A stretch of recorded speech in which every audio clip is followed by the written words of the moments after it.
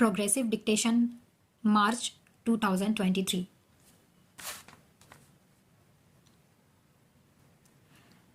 Sir, we notice all sorts of methods are being employed to weaken our country, to disturb peace in our country. Efforts are being made to create a feeling among the tolerant and peaceful people of this country that may change the lifestyle here. We do not have to submit to separatists, we have to face them. We will face all of them with all our might who try to weaken our freedom, our security, and our future through threats, pressurization, and causing infights. We will not allow them to rise.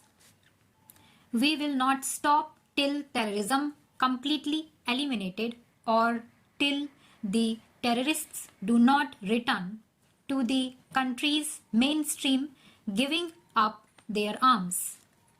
We do not have to give up our courage. We do not have to be fearful. Gandhiji had said, independence means fearlessness against death. A nation afraid of death cannot become free, and if it attains freedom, it cannot protect it. The words of Gandhiji should resound in our ears today, and we must face this challenge boldly. We must remember that we will not counter them for taking revenge. If we try to take revenge, then it will only serve the designs of the terrorists. Revenge would only bring victory to terrorism. If we use restraint, terrorism will weaken and ultimately get defeated. We must not fall in the trap of terrorism. Gandhiji had said that license can have an answer to violence. Only non-violence can be an answer to violence. India holds its head high in the world today. The voice of India is heard in the world with respect. Why? How is it that a country which was a slave, poor till 50 years ago, and about which people used to think that it would never stand on its own and could not safeguard its freedom, now speaks out in such a strong voice?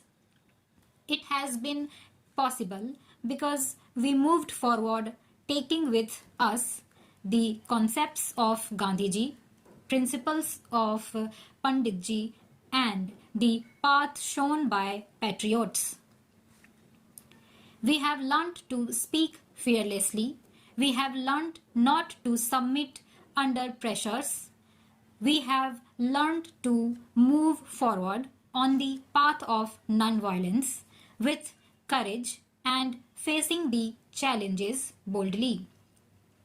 We launched a movement against the atomic weapons in the world during the last 50 years.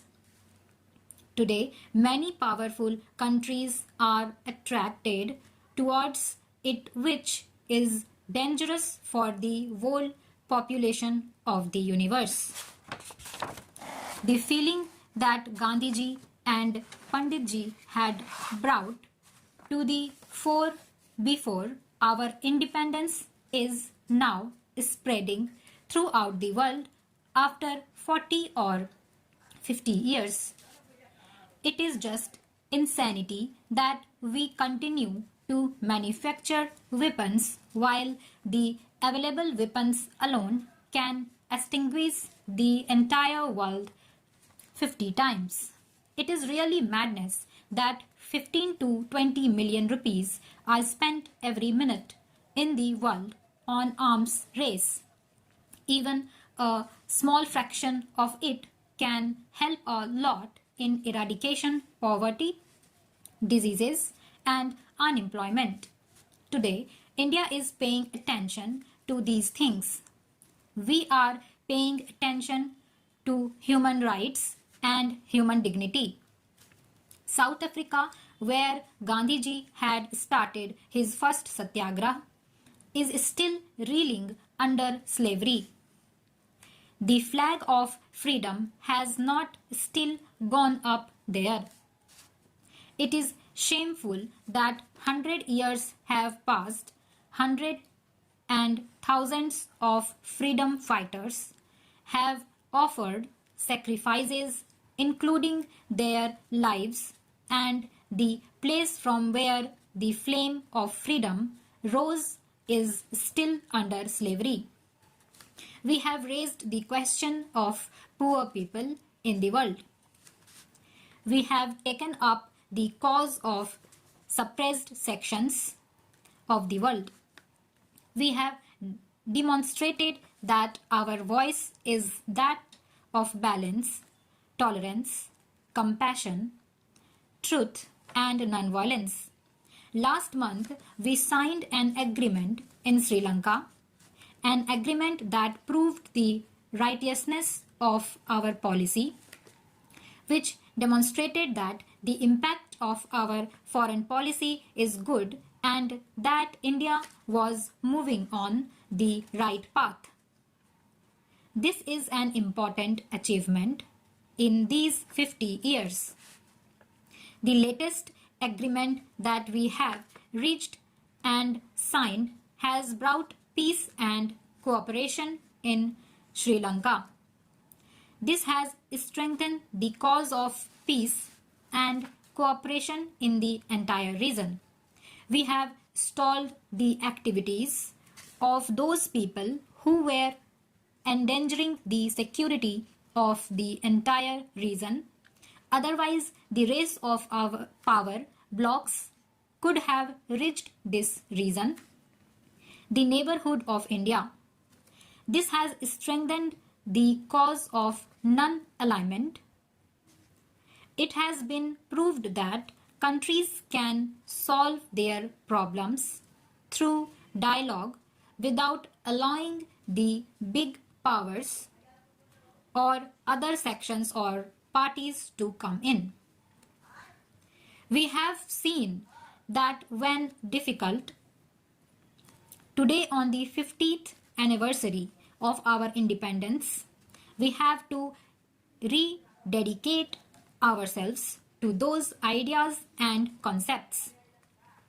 Our greatest achievement is the system given to us by our forefathers.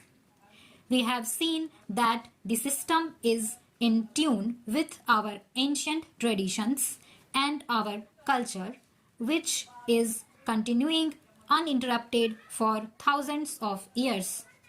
We used that spirit in our struggle for freedom and should use it in building a new India. Today, our greatest attainment is our democracy, and we have to safeguard and consolidate